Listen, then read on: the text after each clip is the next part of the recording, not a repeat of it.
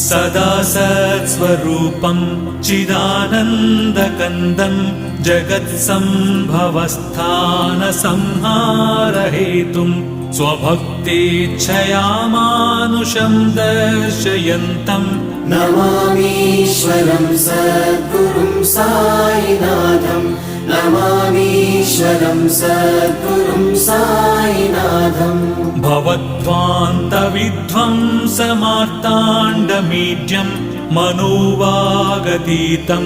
मुनिर्ध्यानगम्यं जगद्व्यापकं निर्मलं निर्गुणं त्वां नमामीश्वरं सद्गुरुं साईनाथं नमामीश्वरं सद्गुरुं साईनाथम् भवाम्बोधिमग्नार्दितानां जनानां स्वपादाश्रितानां